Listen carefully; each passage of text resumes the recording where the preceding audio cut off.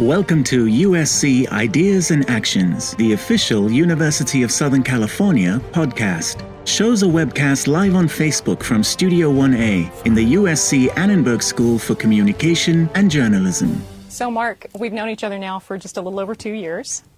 And I remember when I got here as a new Air Force ROTC detachment commander, new to California, new to USC, and you struck me very quickly as having a really, really powerful vision for how to support veterans in the military community. And I know that there's been a lot of success in that regard lately. Did I hear that we've risen to, as a university, number 5 in U.S. News and World Report's rankings for best school for veterans? Yeah. So we've been doing a lot for the veteran community and the military community at the university for a long time. In fact, dating back to the First World War. So we also have a 78-year unbroken relationship with the ROTC programs.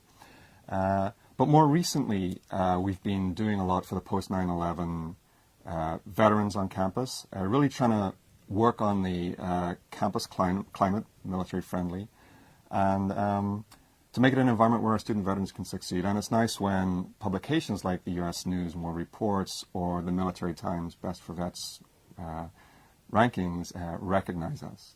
So some of the things we've been doing more recently are we have a Student Veterans Resource Center right in the middle of campus where veterans can hang out and study. We have waived the application fee for veterans and dependents of veterans and of the military. We have priority registration for our veterans, and we have fully funded, unlimited yellow ribbon support for post-9/11 veterans, which means that with the USC matching and the VA matching, student veterans can go to USC and graduate debt-free. And then, of course, most recently, we have dedicated student veteran housing at this university. That's amazing. I've never heard of any university with dedicated student veteran housing. Yeah, right. So it started about a year ago. The president of the Student Veterans Association, with whom we have a great relationship, he asked me to go to lunch. So I should have known something was up, right? And he says, you know, Mark, we have a really big ask. Most of us coming to the undergraduate program, we're older. We have a lot of different experiences from other students. We've come from the community colleges. And rooming with freshmen, it's not ideal. What would really help is if we could have some dedicated student veteran housing. It would help with our studies, help us succeed here. So we have an executive director of USC Housing who himself is a former Marine. And so we talked with him about it, and he was able to make it happen. So this fall we have a beautiful duplex that houses is dedicated for 10 student veterans. And we're committed to more, including family housing for our veterans. So there's a lot going on. That's incredible. There is such a need to recognize that there are different sort of needs of that community.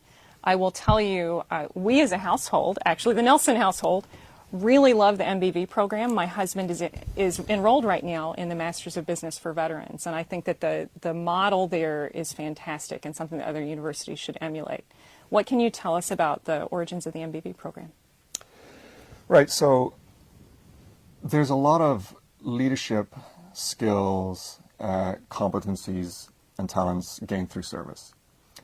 And in fact, you know, I'll ask you in a minute, but one of your roles is to prepare leaders for service, right? But on the back end, veterans come into the university very gifted and talented in many ways. And at the university here, we have a couple of programs that are really devoted to taking those skill sets and those competencies and preparing veterans for leadership in the civilian realm. The Master of Business for Veterans program is one specifically designed to create civilian leaders in business and civic engagement. And then we have a Master of Social Work program too that focuses on serving the military community. It's a military social work program. And we have a lot of veterans and in fact military spouses in the program too. So taking those leadership qualities developed through service and honing them, preparing them for civilian life. But back to you, right? Your job, Colonel Nelson, as commanding officer of an ROTC detachment here, is to prepare 18 to 21-year-olds, right, for leadership in what I think is one of the most important jobs ever, right? I mean, protecting our nation's security, right, and Absolutely. freedom and democracy. But what is the ROTC program, for those who don't know, and why is it important? So I'm going to go down that road. I do want to tell you, I think this will be really exciting to you. I want to make sure that I emphasize, too, how very, very supportive USC is, not just to veterans, but also to the ROTC programs and to the military. So just last week, we were recognized as a unit and as a university at the Air Force ROTC Detachment Commanders Conference for having the very best relationship with our university in all of Southwest region. So all of those 36 detachments that are in the Southwest region, we have the best relationship. Oh, wow. Well, thank you. So, thank you so much. So the purpose of our program is the military is really kind of structured. It's a very hierarchical structure, which I think most people understand. What I think most people don't understand is that there's kind of two tiers in that structure. And there's the structure that, the part of the structure, the enlisted force, which really is engaged in mission execution, right? And then there's the officer corps, which is designed to be sort of the executive leadership function. And they become the real advocates and enablers who kind of set the vision for the organizations that they lead, and then make sure that those enlisted members who are out doing the mission every day have the things that they need. And so what we do in the ROTC programs, and we do here at USC, is we train young people who want to enter that officer corps, and they want to be leaders. And we do it really well, and so much of what we do comes from the incredible staff of cadre that I have and their experiences and their expertise. And then a lot of it comes from the really fantastic support that we get here. You know, since 1940, when we had our first ROTC program, we've commissioned over 4,500 officers. It sounds like a lot to me. I mean, I'm very proud of that. But the university is having a big impact on the military, and I think through commandos like yourself and the others here, we get the best. And so our students, our cadets are getting the best instruction, at least in my opinion, from the folks they send us. So we're doing well. Question. So, right. so we have a question. Mark, how do we help veterans with mental health and PTSD? Right. So that's a big challenge for many student veterans. I think one of the biggest challenges is student veterans don't like to self-identify in that way.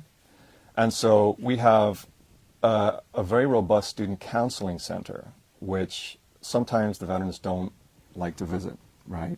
And so we're working with counseling services that are provided to our athletes and the Office of Religious Life, because what I've learned is chaplains always get a pass in the military. And veterans are very used to talking through things with their chaplains.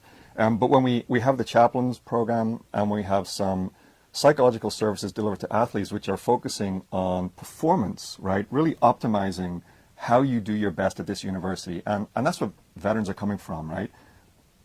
Accomplishing missions, not accepting failure, being conditioned to do their best. It's not just a physical thing here. You really need to be well and healthy, emotionally. And, whether it's PTSD or not, right? Just functioning optimally is critical for any student success, particularly veteran success. So that's what we're working on, partnering with the Counseling Center, with the Veterans Resource Center, with the chaplains in the Religious Life Center, to create an environment where mental health issues can be addressed in a productive way that veterans kind of realize and accept. So, yeah, thanks for that question. So we had a student in the ROTC program, this need for mental health care and some of the misconceptions about mental health care in military service are not limited just to the veterans community. We had a student last year who was in Vegas at the concert when they had the shooting. And there's this perception on the part of some of our students that if they go and they seek mental health care, that will then be disqualifying from commission. And we were able to dispel that myth, and he received fantastic help from the counseling services here. Yeah, that's good. And I think there is that culture, right? That you don't want to either admit weakness or go and self-identify as someone who's needing help. Can I ask you a question about diversity and inclusion? Sure. In the ROTC program? It's something that we're very focused on in the student body at USC. Our entering freshman class, 17% of them are first-generation college goers. 24% of them are underrepresented students, and 21% are Pell Grant eligible. 58% come from outside of California. So we're really proud of our student body's diversity. But when I see the ROTC cadets, particularly the Air Force cadets, I see a really diverse group that's more diverse than what I typically think the military is. Am I right? You are. All right. You are. So the Air Force, and I'm going to talk about the Air Force because those are the stats that I'm most familiar with, right? So the Air Force is roughly 30% ethnic minorities. And we in our detachment are actually the opposite of that. We're about 68% coming from ethnic and racial minorities. That's fantastic. We are 26% first-generation Americans. Our students are 28% first-generation college students. Wow.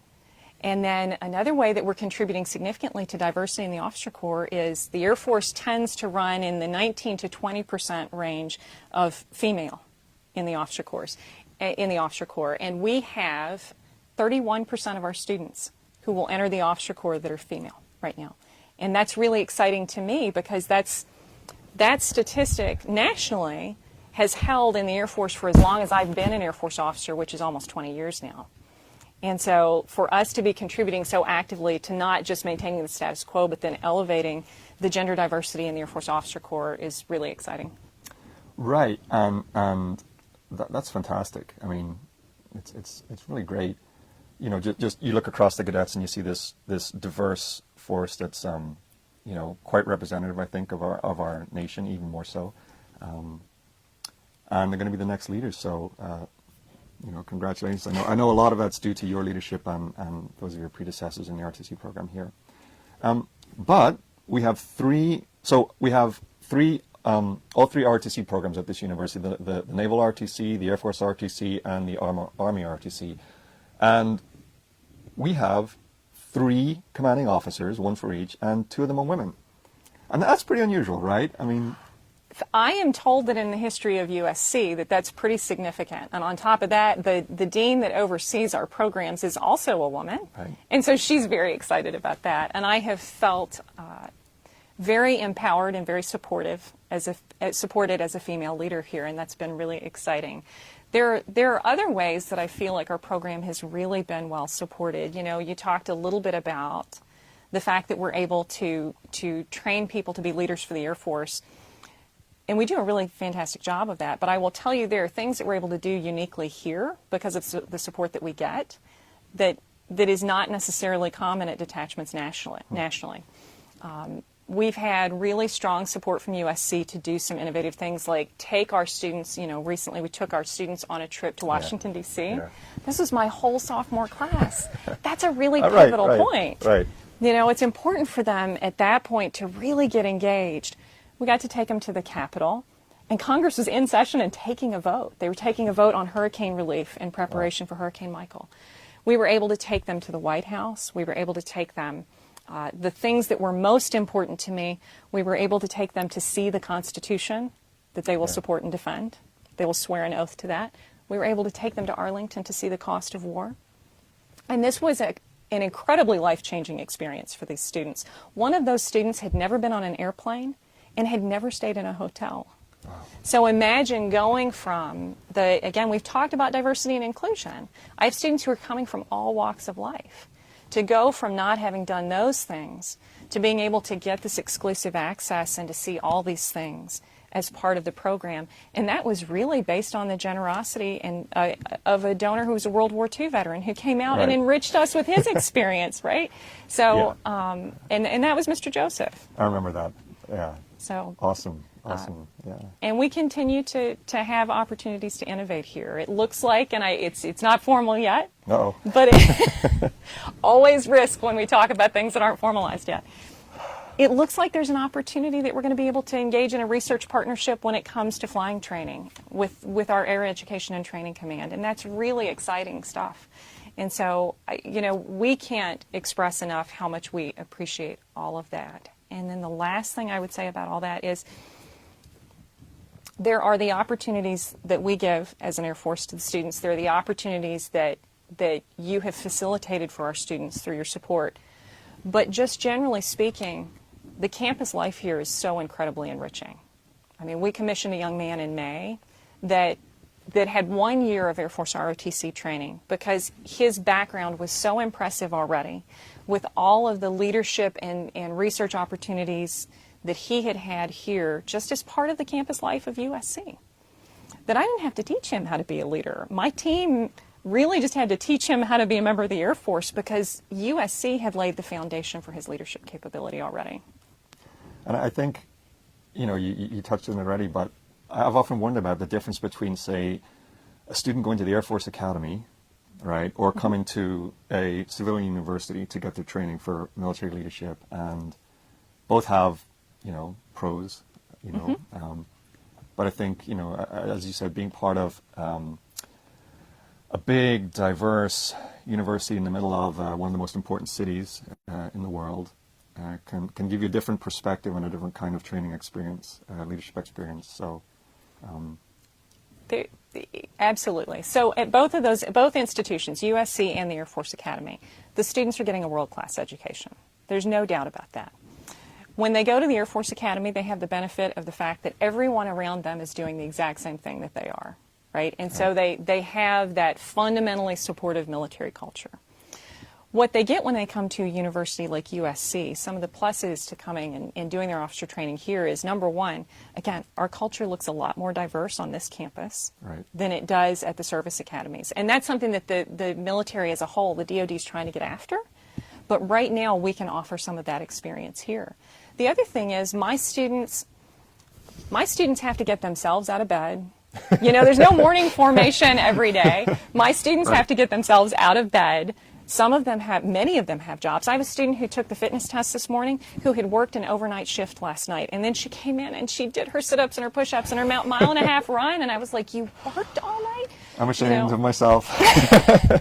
So I can't do that. So our students have to be self-motivated. They have to be able to meet deadlines, and they have to do all those things in an environment where perhaps not everything else around them is feeding into this goal that they have to be an Air Force officer.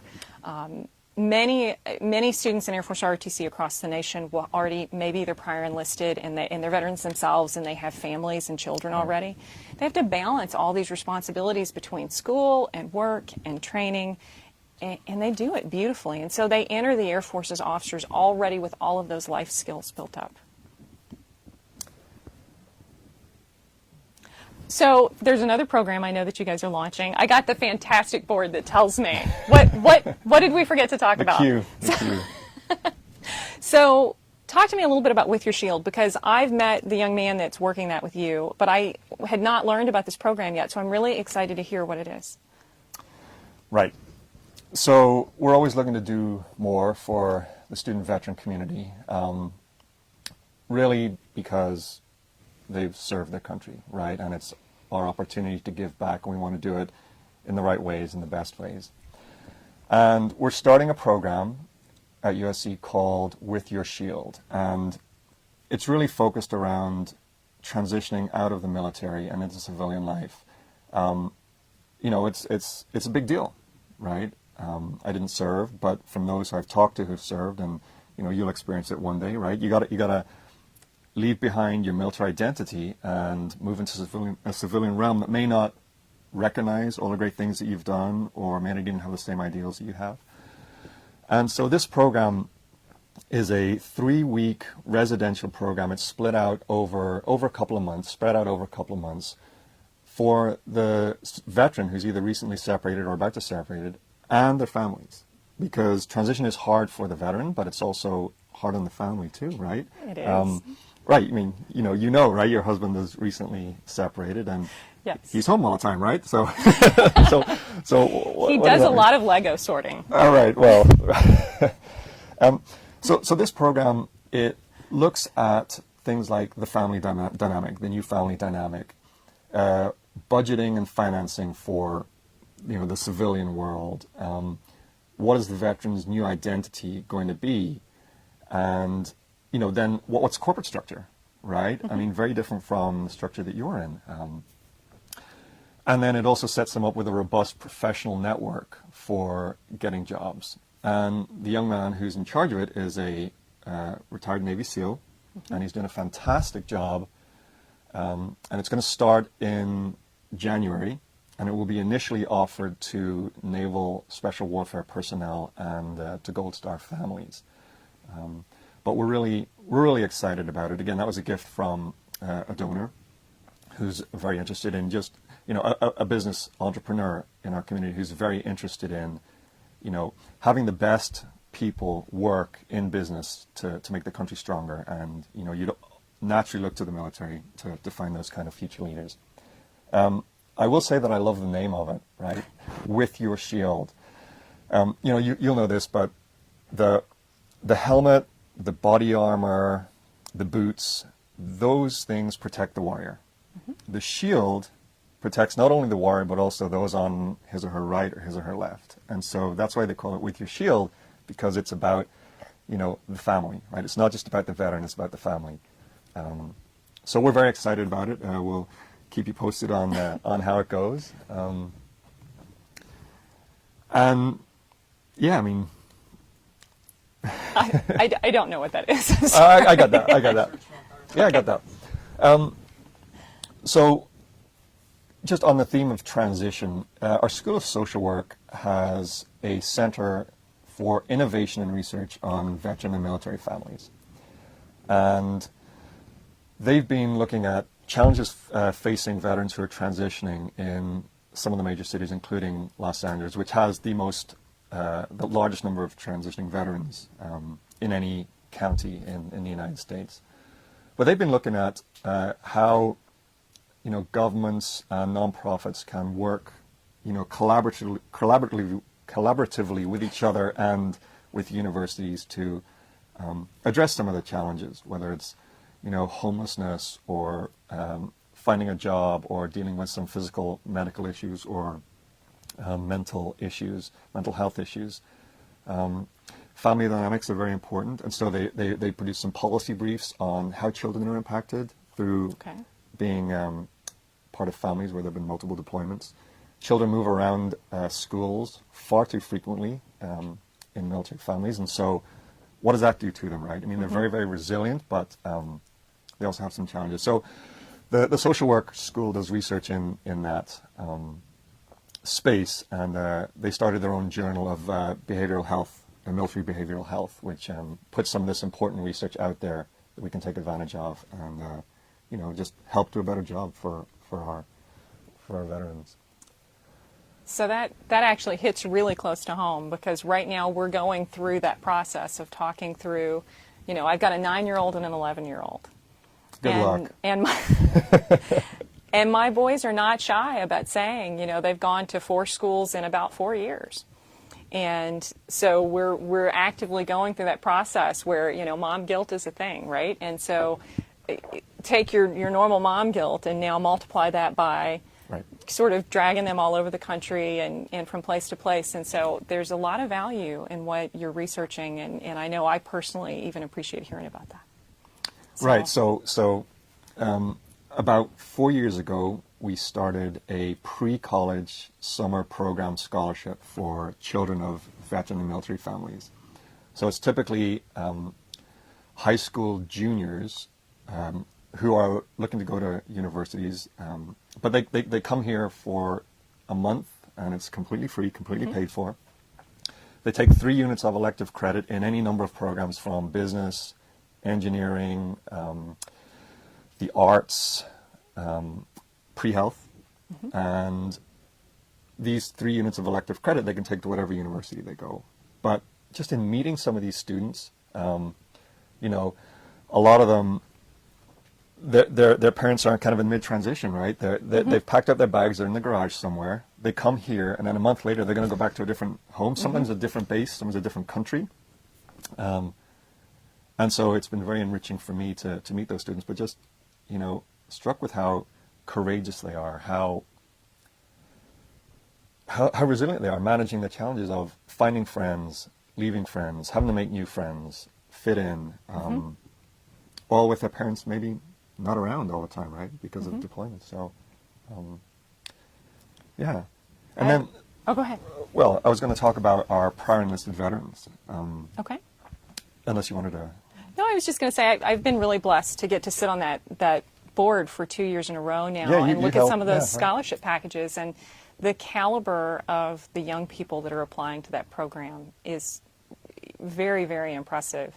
And then the quality of what they're getting out of it. You know, they all they clearly understand what they're going to get when they get to come to a university like USC and what they're going to learn, and so they're very, very excited about it. Right. So. Even their commitment to service and the greater good at that age it's very impactful. Very impactful. So talk about your student veterans. Yeah. So we have a week-long program. It's an academic boot camp partnering with the Warrior Scholar Project, which brings recently separated prior enlisted veterans to this university and some other great universities for a 7 a.m. to 11 p.m. academic boot camp in classroom with some of our best professors and our best writing instructors. And they kind of get the sense that having been here for a week, living on campus, experiencing the campus culture and climate, taking classes with some really great professors, that they can aspire to applications for a really great university. I mean, among the prior enlisted folks, undermatching is a really big deal, where, they went into the military right out of high school. They don't fully understand all that they can contribute to a college campus, and they often don't think they're smart enough to succeed. And so they'd apply to universities that are beneath them. And so what I love about this program is that within 1 week of really tough academic boot camp, education, critical thinking, writing, it's a curriculum focused on liberty and democracy, which, they've been fighting for. Our faculty teach, and they've been fighting for, and then they're in the classroom kind of working that out. It's just incredible. But they go from, smaller state universities to big private research universities like ours and others, big public research universities, just because they've had a 1 week experience. And I love that. I love that because you're taking all the wonderful qualities, strategic competencies that veterans have, especially prior enlisted ones, and you're matching it with a first-rate university education, and they're going to change the world, right? And to be part of that is just wonderful. Well, thank you for spending time with me. This was my first Facebook Live. Was this your first Facebook Live? I'm not even on Facebook, so. Well, thank you so much for watching. Again, we're here from Studio A in Annenberg, and I just want to express to you in closing, Mark, how much, speaking for the veterans community and for the military community, how much we appreciate the support of USC and how much we appreciate the support of the Trojan family. I echo that, and we've just had some great leadership in the military programs. You're part of it, and any student veterans out there, especially prior enlisted who are thinking of coming to the university, we can do it. The Yellow Ribbon makes it very affordable for you, free in fact, if you're eligible. So, we hope to see more of you on campus, and look forward to your cadets being in great leadership positions, allowing us to do what we do here. Awesome. Thank you. Thank you. Fight on. Thanks for listening. Subscribe to our podcast and follow us on Facebook.